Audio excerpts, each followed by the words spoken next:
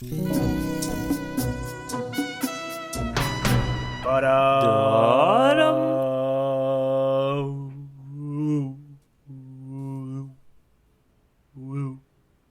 it's a warping one, you know what I mean? Because it's like if you're wow, right? That's what I was trying to simulate, and I hope the listeners got that. Did you get it? You got it. Give me a louder version of it. It was like You know what? I take it back. I don't need another version of this. No, come on. Whatever. You know what? That's not even my main. That's not my day job. All right. You know what my day job really is? It's true. You're not a regular old Hans Gruber. No. No one's a Hans Gruber. You know what I mean? No. My main job is to guide you through this tour of this beautiful East Blue town, which apparently is called Port Town. That I figured out. Yeah. And that's because this, ladies and gentlemen, if you're tuning in and listening, is the Grand Line Tourist podcast, a chapter-by-chapter re-examining or examining, depending on who you are, of Ichiro Oda's manga masterpiece, One Piece. I said the word piece many times in that intro, and now I'm self-conscious about it. Yeah, no, it's a weird word. You say it too many times, it just loses all meaning. It's true. It's true. Speaking of losing all meaning, my name is Eric Vu, and I am your tour guide. And right next to me is the guy, he's not as important, but pretty important depending on how you look at titles. Why don't you just introduce yourself? Yeah, no, I'll give you a piece of information about me. I am Jacob Jarecki. Yes, oh no is indeed, right? Yeah, like what was once going to start as just a peaceful podcast is now it's just crumbling into all sorts of crumbs and pieces. So I'm Jacob Jarecki. I am the titular tourist that is going to be guided by Eric. And for today, I think I didn't know where we're going. What's the itinerary for today? What are we covering? Oh, today is Chapter 11, titled Flight.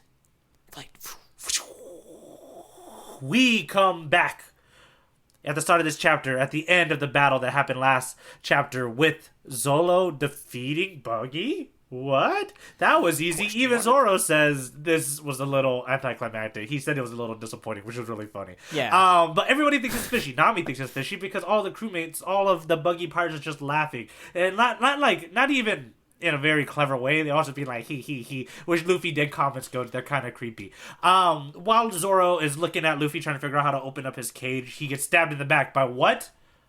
A floating Buggy hand out of nowhere. And we find out, as we already knew, but we didn't know what it was. Jacob, a few chapters ago, thought it was the Force, but which is not, because that is a lawsuit if it was the Force. Whoa, all the midi-chlorians are in the Devil Fruit. I don't know how this is not a connected universe. This is what it is. It's all the same place.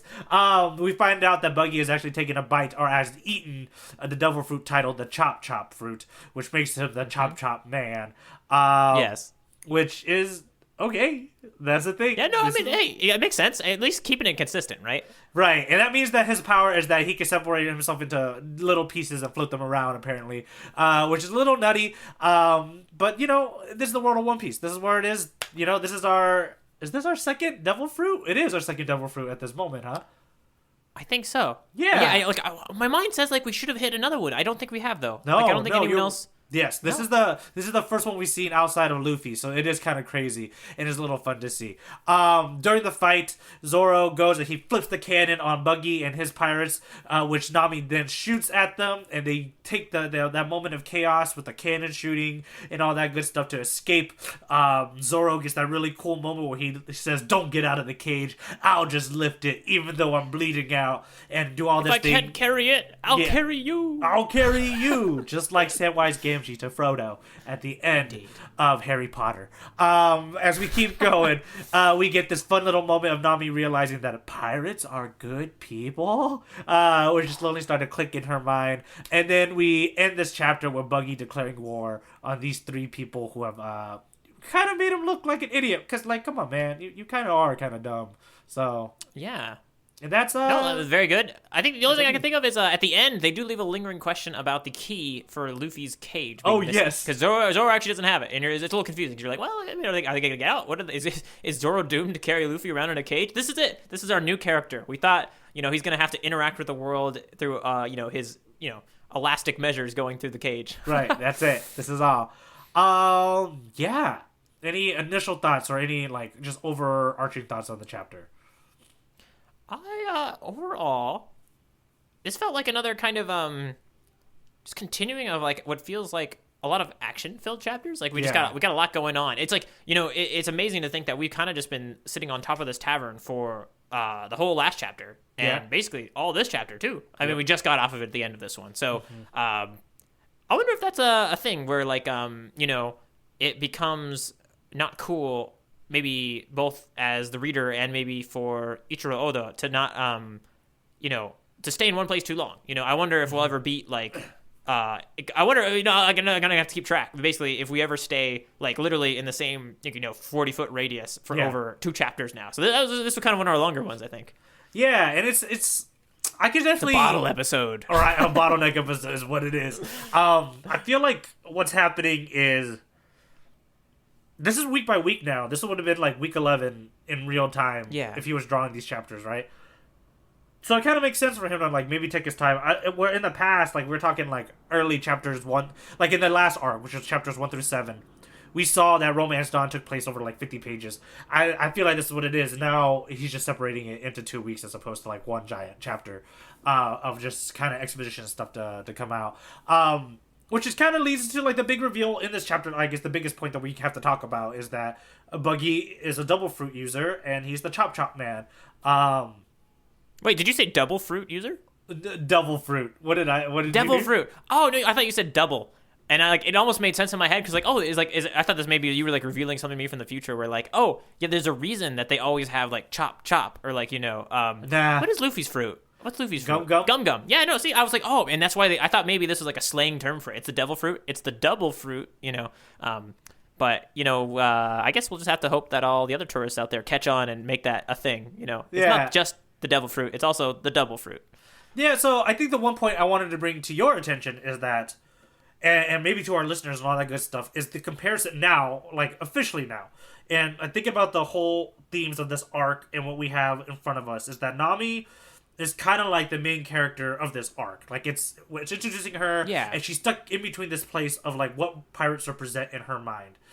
And in this fight for this place that can exist in Nami's opinion and heart of pirates and this concept of pirates is 2 captains, which is Luffy and Buggy, right? Yeah. And in a weird way, they both kind of have similar powers, which they both affect their bodies. Like, it makes their bodies unique in different ways, right? And I want to talk with you just briefly about what we've seen here, like the Chop Chop fruit versus the Gum Gum fruit, and how it represents and how it's being embodied in, again, the philosophies of these captains that we have seen so far. So, knowing that. Okay. Yeah. What do you kind of see, like, does that inspire any thought or any general opinion? No, like, this would really be, like, I would say, coming into it, I hadn't taken the way that the fruits affected these 2 captains' bodies as a physical metaphor yet. So, like, I'll try it, and I'll see, like, where we get. So, like, if I was really to push for it, like, and this feels like a little bit of a push, so you let me know if I'm heading down the wrong direction here. Like, it's up to interpretation. We're talking about. Oh no, yeah. But like, it just feels, this is like, I guess this is also revealing that deep down so far, I felt that Luffy being a gum fruit, creature. Yeah, the proper word for it. I kind of thought that was somewhat arbitrary, like, or just because he thought it was the coolest way to have a stretchy character. I didn't necessarily. I like right now. I'd feel hard pressed to say that's because Luffy stretches and reaches himself out to other people. That would be like a metaphorical stretch that I don't think I'm comfortable making yet. And similarly, I don't think I have a great grasp on like, well, what does the, cutting yourself into pieces mean in regards to the way Buggy deals with people? Does that mean that like, he, it came through for me more in the fact that he used it to stab someone in the back, than for the fact that like he was able to separate himself. I wouldn't be able to say that like that's him being. I don't have a good way to stretch the metaphor for Buggy, but maybe how's it come across to you? I think you're hitting... these 2 double fruits. Yeah, I think you're hitting kind of like the right ideas that I like if I was gonna like try to interpret it, because I'm trying to do that right now too. Reading this chapter, that's why I'm so eager to keep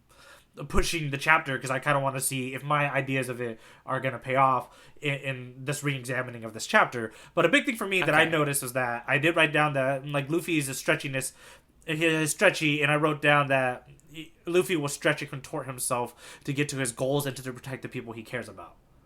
Okay. Right? Like that's kind of like a representation of his powers. Whereas Buggy is he will tear himself into pieces to get what he wants. And he doesn't mind, like you said, stabbing people in the back, even if it's his own crew, which we've seen him do, right? We've seen him blow up the pirates that don't keep up their end of his deal, or like they get in his way, or he finds expendable, essentially, right? He doesn't mind cutting himself into pieces. He'll lose pieces of himself if it's giving him what he wants. No, I like it. Like, and that was kind of the way you described Luffy's is similar to the way I tried to stretch it. Yeah. Pun intended. Oh gosh. Oh man. But we'll have to see. Like I said, I'm not 100% sold on it yet. But I like you. I'm interested to see like how far that goes. You know, like I think it's gonna be taken further if that's what Oda's intending. So we'll see. Yeah, and I mean, so all of this put together right now is that now we're putting it on, and I think this is what this big chapter is about, which is Nami is seeing, like, she has a very base opinion about pirates, which is that they kill people, they're bad, and I don't want to be that. Yeah. And now, so technically, Zoro and Luffy have an uphill battle to prove her differently in that.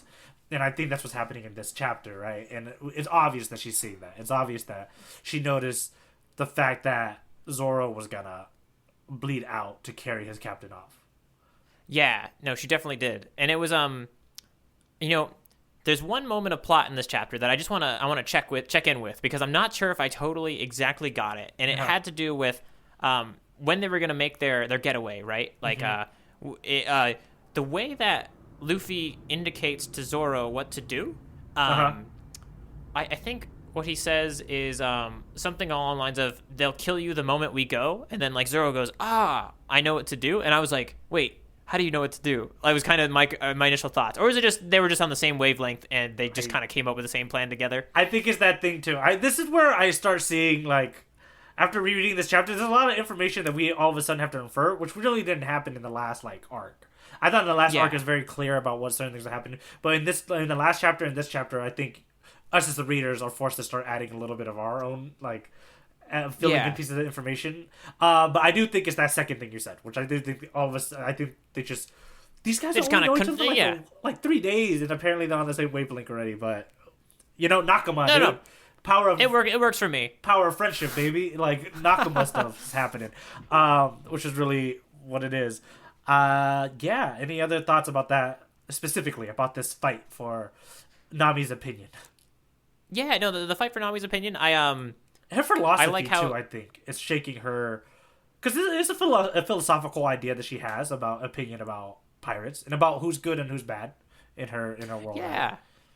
No, it's really interesting to see that confronted for her. You know, it's to me, I guess I want to say it's not the most interesting idea, like, because I guess it's something that I've seen done so often, right? Basically, stereotype being broken, you know, is like maybe the simplest way to phrase it. She has a stereotype about not about parrots, but about pirates.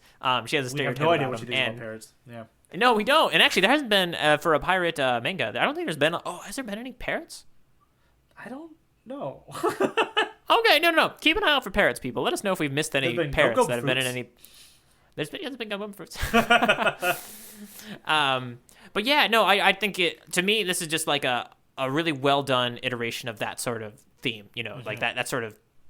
what we're seeing there, you know, this idea that she had about pirates being shattered, and now, you know, the less mystery of the chapter kind of leaves, I think, now leaves the ball in her court. What's she gonna do with it, right? Like, I think she has the key. She seems to be a person that takes math. Is this a Jacob's tinfoil prediction corner right here? Oh, that's not even a good one. Come on. Okay, wait. But you need some wins. You need some wins. We'll give you that one. Okay. Take that one. No, I didn't. You know, originally that is not what I had written down for tinfoil time. Oh, okay? You do have a tinfoil time. Of course, I have a tinfoil time. A real prediction here, and this is a big one. I think this one might pay off and might be really cool. I think someone hearing me say this will be like, "Oh, Jacob, good one." I'm proud of this one. Is what I'm saying. It's only a matter of time before one of Luffy's crewmates eats some other devil fruit. That's it? That's the prediction? That's the prediction. Someone just So, it's kind of probably is your brought on prediction by the fact that we've. one of them's gonna eat a devil fruit? Yeah, no, Luffy's not going to be the only. I don't know if the answer. I don't know what to call them. Devil creature. Devil fruit users is the devil fruit user. Sorry, the slick OP term. Come on, tourist. I think there is going to be one of Luffy is not going to be the only devil fruit user among his crew forever. So I think it just feels like who wouldn't want to power up your crew with devil fruit?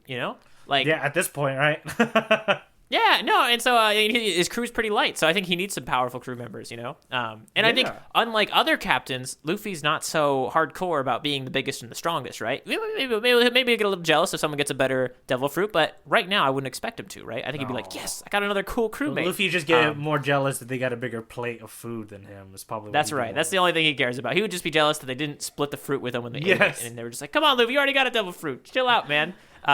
No, so that's my tinfoil time for today. Had to get that in there. A little more interesting than who's got the key, because I think you might have dealt the hand out there that the key is obvious, but not everybody can predict these story things. Who do we think took it? Like, come on. There's no one. You're right. There's only There's no other named characters that could have it. There's no other players involved in this story Buggy anymore. have it? Does one of the random Buggy crew they just decided to steal it? That would have been an interesting way to get a fourth crew member if they wanted to extend out this arc. But oh my god, I think I've tangented us too far away.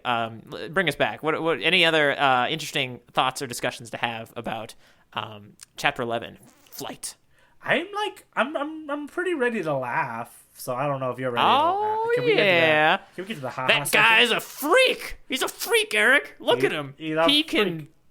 That was my the funniest thing that I saw in this chapter. Hey, because you know why? I'm glad you're talking about it. Because we're already at Opie got jokes. Ha ha. That's right. Ha, Opie's got jokes, and I had the first one. You did, and that's actually one that I love too.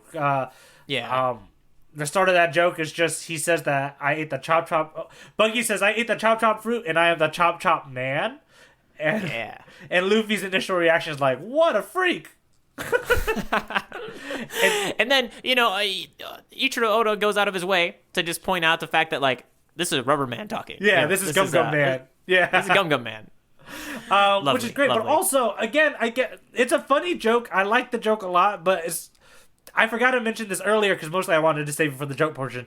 But that's also Luffy calls himself Gongo Man and Buggy calls himself Chop Chop Man. It just I feel like there is something here that we need to be comparing and contrasting as we keep going on through this arc. But no, you're right. And I did have a thing here in my notes just mentioning that it's really interesting to think about what it would be like to meet another devil fruit user out in the wild. Like Luffy must be pretty frightening. You know what? I guess in this case, it actually doesn't happen yet. I don't think Luffy's revealed his, devil fruit user abilities to these Buggy pirates yet. Oh, yeah. Yeah. But the moment it happens, it's going to be kind of crazy and wild for all of Buggy's crew members, right? Yeah, that's true. I think encountering any of these people is kind of pretty wild, Yeah, Nami has that really interesting piece of world building of I thought that was a myth. So, in the East Blue, for them to, Nami grew up in the East Blue, obviously, that's the sea that we're in. They're confused by it. And I think that's just another, it's just a very interesting way of establishing, they are very unique. And I think because I am re-examining One Piece, I forget that, yeah. By chapter 11, we've only seen 2 people use it. Yeah. Right? No, it's definitely it's pretty powerful. This is you're a Jedi or you're an X-Men. This is a severe thing. This isn't just everybody. These people are special. But I tangered us away from some jokes. You got some more from this chapter? I actually only had that one. I know there's a lot more. But oh my god, the best joke for me is the cannon flip. I think I called it. What did I call it? The Nick cannon flip. Oh, that's not as. Oh goodness. I don't even know why Nick Cannon's being involved in this. Boo! I'm just kidding. But yes, I love that Zoro runs and then he flips. But I think the best is the Buggy's face when it flips because they know that there's a Buggy ball in there. Yeah. No, it's ridiculous. Yeah, and it's just so. And also in my head, I'm like, they must know they're gonna die because. We saw what that did to the town, right? And this is just one little tavern that they're all in. So it was pretty funny. I thought that was a really good joke, and just the reaction that we get from the Buggy Pirates. I'm like, no! How do we forget this? For me too, it almost read as like just such a cool moment. Like I just, it's like, oh, lift the cannon, flip it. I didn't laugh as much as I did just to I was a little bit like, whoa, this is cool. It was a good move because I was like, how are they gonna get out of this? So Zoro's really cool in this little fight here in multiple ways, but lifting and flipping the cannon is really funny and also really cool, and then lifting the cage. That Oda goes out of his way to have the Buggy Pirates go, it took 5 of us to move that empty cage. Yeah, I think that was a little maybe of an oversell of Zoro's ability. Like, we get it. Zoro's awesome, okay? Show, not tell. Yeah, now we know. Oh, yes. But I guess in this case, he showed, and then he's like, I'm still going to tell you guys, though. Oh, yeah, no. I think that, to be honest, I think that is kind of One Piece's MO. Like, that's just, that's the way it works. I think, to be honest, in this manga, in the way that it exists, I think it's kind of always show and tell. Yes. And not in a way that's distasteful or, makes you think that you're annoyed by so much telling. Yes. It works well. It's in concert with each other. Yes. Ooh, in concert with each other. That's a really good term. Ooh, kind of like me and you at the beginning of the podcast every week. Right. But then at the end, we are not in discordant. Concert. Oh, that's right. That's a good term. I didn't know it. I'm glad you had a good fancy term for it. Because you know what this section is? This section is us to fight, to have our shonen fight artistically. Yes. This is our panel battle. I don't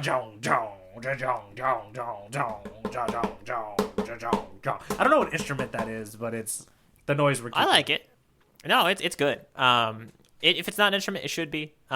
Reach out to us for... it's going to be... Okay, if anything, I'm putting that sample pack up on mine. It's true. You should. Someone let the guy who used to be in Nine Inch Nail, who's now composes music, give him that clip. It's not Trent Reznor, is it? Is that him? I think I might have it. Did we get it right? Someone should tell us by someone should tell us. You know what? Yeah, email. Where are they going to email us at? grandlinetourist@gmail.com. Man, we're really going in for it. We go every episode. We find a reason to state our email.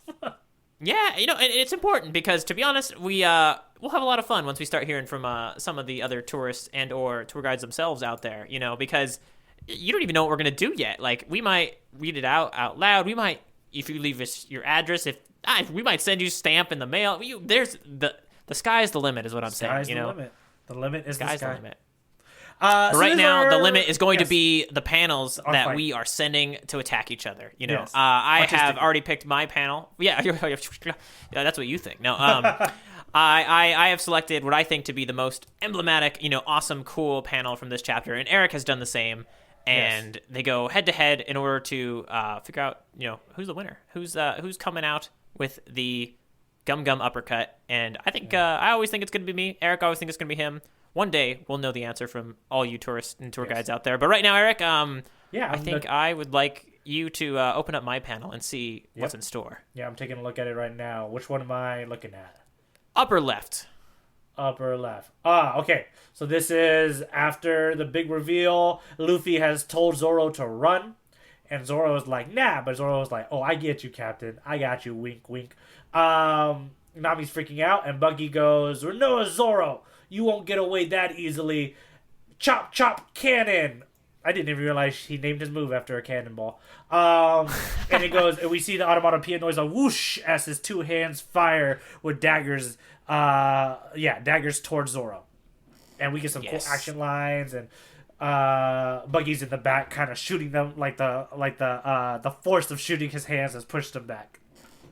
Yeah, no, I really like the depth you get in this panel because he's so much further back than these hands, which are like nearly coming out of the page, right at you. And I really like the fact that all these characters name their moves as they do them and they announce them is just funny, silly, pretty cool. Chop chop cannon. Yeah, that's some anime stuff. Gum gum pistol. Yep. Gum. I don't know the others. Rocket. How do you get high? Gum rocket. There we go. Rocket. Yep. Very cool. Whip. Yeah, he has cannon. I didn't look for the other stuff. I totally missed the other stuff. I guess for me, because I'm rereading all this stuff, I always I find myself skipping the onomatopoeia name, the calling of names sometimes. And to be honest, I don't think he said one when he stabbed Zoro in the back. He did which is smart. Like chop chop. Sneak it like it wouldn't work, right? Chop, stab. Yeah. Don't look. All right, Eric, what do you have for me today? Uploading right now. Upload. Completing. There. Oh, here it is. Oh goodness, this is a beauty. This is right when Zoro has basically announced that he is going to get Luffy out of here by, lifting the cage that took 5 men to carry. And this is the panel where he's doing it. It's the bottom left of this page, kind of taking about, I'll have to find better ways to describe. And, I don't know what to say about this panel. It's the left. It's a tall rectangle in the left corner is what I'm going to say for now. But he's saying, I do things my own way. And, he has that wound and it's splurting blood. It's got the squirt, and you can see it. And it's dripping down. Nami's in the background looking stunned at this pure effort done by Zoro, which is to help his friend Luffy. And you know what? I can't quite see. Oh, no, that's his big bicep. For a second, I thought it was like Luffy's head in the middle, but it's his bicep and his shoulder kind of like carrying the whole cage. So this is just, like a show of force from Zoro right here. Yeah, and I think I wrote down, my one note was that it's showing off both Zoro's like physical and philosophical strength as like a character, because he's saying, because Luffy's like, you shouldn't be lifting me, man. Your guts are gonna pop out, and he's like, well, then I'll just shove them back in, right? And then I love it. He's like, I do things my own way, and then later on he says, so don't complain about it. He's like, I'm a man's man, and I'm doing my thing the way I want to do it. But also like that, it's, again, this is like a fight for Nami's opinion and Nami's feeling towards pirates. Like, in the back, I love her reaction to it, which is like, in amazement. Why would... She never thought, much like how she can't fathom a hat meaning so much to somebody, she can't really understand why a pirate will do this for another pirate. Everything she knows about pirates is not equating right now. And I think this panel is such a good panel of it. And plus, again, Zoro is just, he's a shining star in these last 2 chapters. He looks so cool and all this stuff.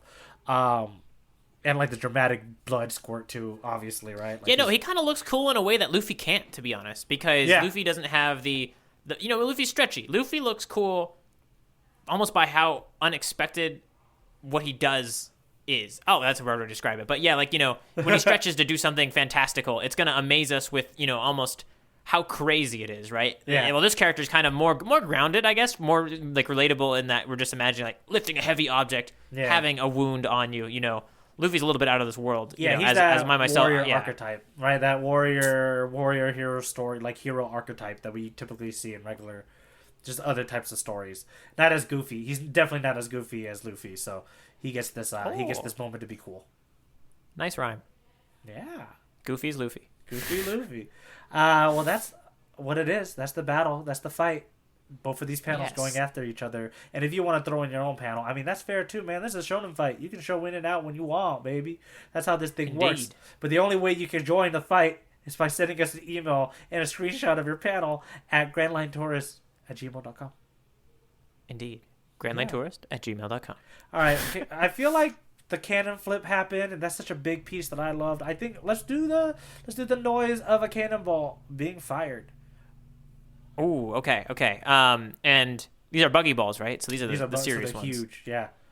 Okay. Let's do it. Okay. All right. I'll do the fuse, and you do the bomb. That's what I just decided. Oh, okay. Here we go. Oh. Boom.